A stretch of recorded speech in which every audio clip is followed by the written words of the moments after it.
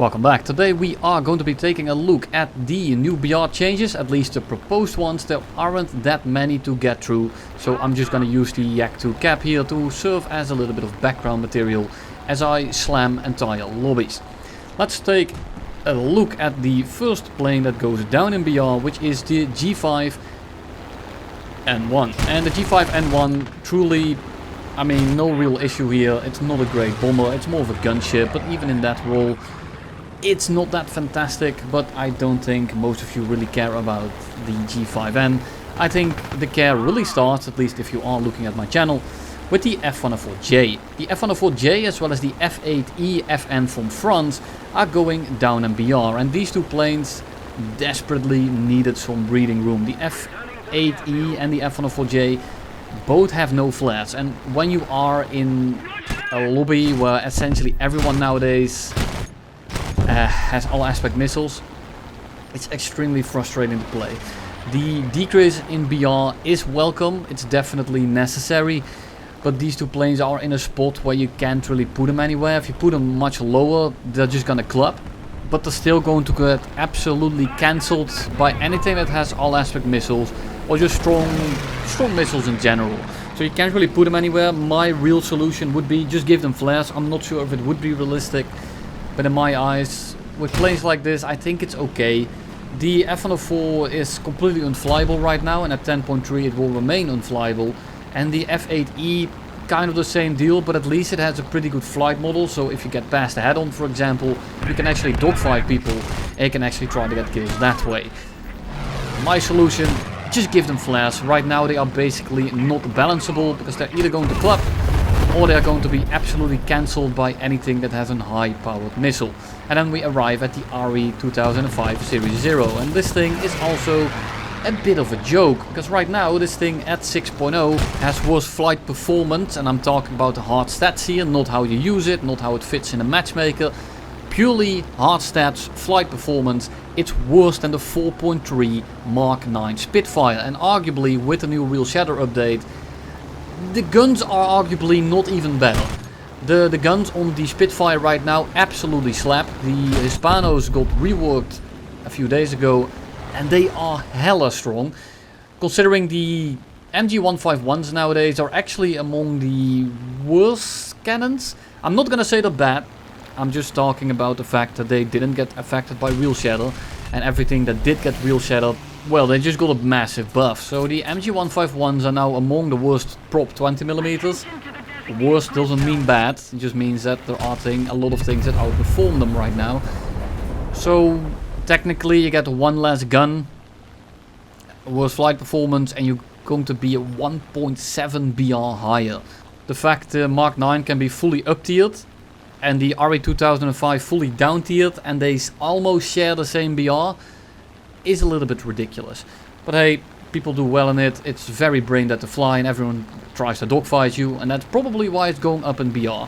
Then we have the two TU2s, and I'm not really too sure here. It's probably okay, I have flown the TU2. It doesn't feel that great, but I also don't play it in ground LB. I'm not sure how well it is or how good it is with the bomb drops. It of course does have a pretty decent payload to just revenge bomb in ground LB, but looking at the BR, I'm gonna assume that it underperforms. Not entirely sure. I'm not really well known when it comes to ground LB bombers. When it comes to the B-25s that are down there, I have a little bit more of a grasp. But then we have the Sea Fury FB11. And the Sea Fury FB11 is a little bit in a weird spot.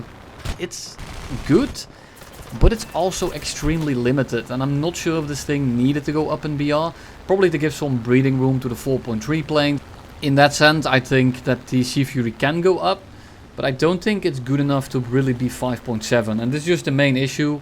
And I'm actually glad to see it like this for once, where they moved things up that give trouble to lower BR planes and not really worry too much about when the plane gets fully up tiered. And if you do this for every vehicle, you can basically balance almost every tier or every BR range until you reach 12.0, where all the leftovers kind of accumulate. So you will have one massive shitfest at 12.0 and the rest would be somewhat flyable. Of course, the problem is that 12.0 is probably the most flown BR right now, or at least the most popular. At least when I upload videos on top tier, they definitely perform the best, and that's probably for a good reason as well. Or it's just because everyone wants to see what tour they are grinding for. I don't know, but the queues in top tier are the slowest, or like the fastest I should say. You get a game almost instantly. The performance of the videos that I do on top tier do the best, so I think it's somewhat fair to say that 12.0 is an extremely popular BR. The only issue is that people need to get to it first.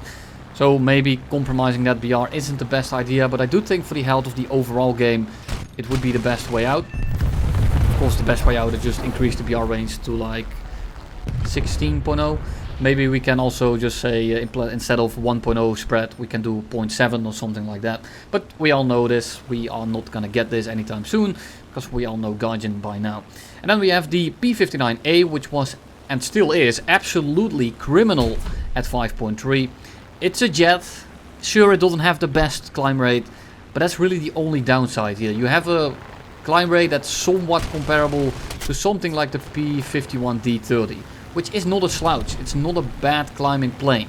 The P51D30 will outclimb you, but considering it is a prop and it's your biggest weakness, it's a little bit ridiculous. It does not stall out, it turns extremely well, and the fact that it also is a jet, so it has extremely powerful straight line retention or like high speed retention, you are basically untouchable. I've been clubbing in that thing for a while. You'll see a new video on it relatively soon here. I'm gonna be flying it out again.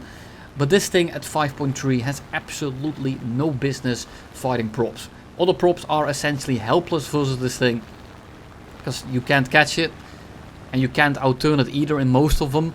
It's extremely dominant, and I would almost tell this thing to go to 6.0, where planes can actually somewhat hang with its speed and hang with the fact that its energy disadvantage doesn't really mean that much, because it basically handles like a 0. A 0 will outturn it. The Spitfire video from like 4 years ago, it's not true. It does not outturn a 0 and an A7M.